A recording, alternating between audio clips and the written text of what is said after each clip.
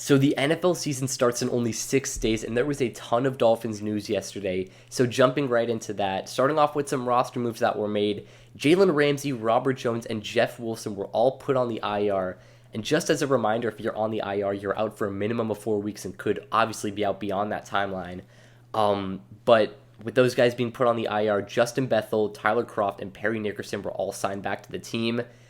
And seeing Jeff Wilson being put on the IR is not ideal. That was kind of a surprise to a lot of people, but it does make more sense now that they had Chris Brooks on the initial 53-man roster.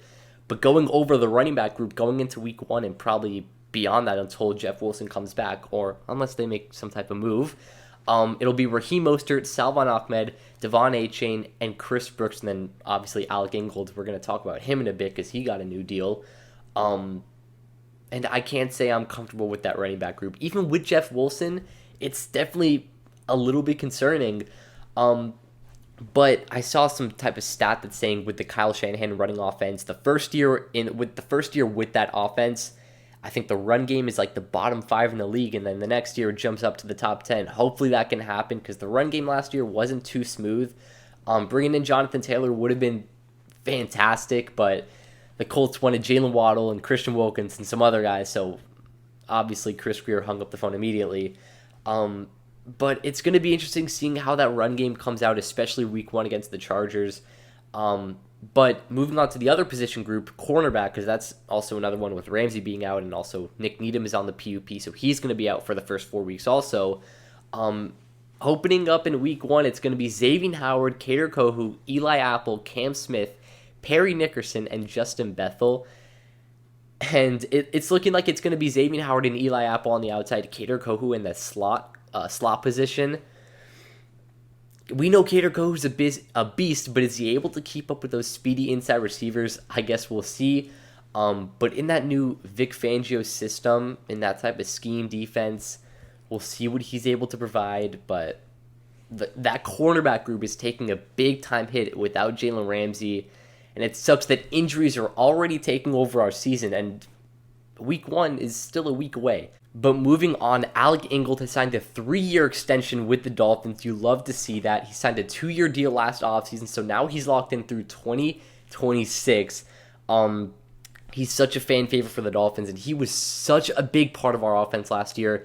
He can run the ball, he can catch the ball, and basically most of the time he was a 6th offensive lineman. He was perfect for our scheme last year with McDaniel, and he's, like I said, such a fan favorite for the Dolphins.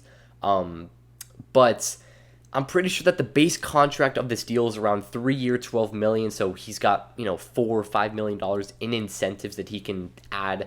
But yeah, getting 4 more years of Alec Ingold is going to be great. We don't know where we'll be in 4 years, but at least having him for this next year, he's going to be such a big part of this team. And moving on to a lot of receiver news for the Dolphins, Tyreek Hill is not getting any disciplinary action from the league, which is great. He's not going to be getting suspended, no fine. He probably gave some money to the guy, so that's basically his fine. But we know that whole incident at the Oliver Marina, which is honestly just a couple blocks from where I live. But I don't really care what happened. We saw the video. It was like a little tap in the back of the head. It wasn't even that serious, so he shouldn't have gotten suspended, and I'm glad that he's not. But we will have Tyreek Hill ready for week one. Speaking of being ready for week one, Jalen Waddle is going to be ready also. He had that injury in practice a couple weeks ago or days ago, whatever it was, but he's going to be fine, which is great. Having Tyreek Hill and Jalen Waddle is basically all we can ask for. Now, I know we have some injuries on the defense and even on the offense that we already talked about, but whatever, we're going to be fine with our receivers for week one. And staying on the topic of our receivers, Cedric Wilson is staying with the Dolphins. Obviously, kickoff's in 10 days, but they restructured his contract, which was great. We had some rumors about him potentially being involved in that Jonathan Taylor trade, but he will be staying. I'm hoping he's a bigger part of the offense this year because he signed a 3-year, $21 million deal last offseason, and he really wasn't anywhere to be seen last season at all. Obviously, Trent Sherfield emerged as a great number 3 receiver for Tua and Skylar and Teddy and whoever else played quarterback for the Dolphins last season.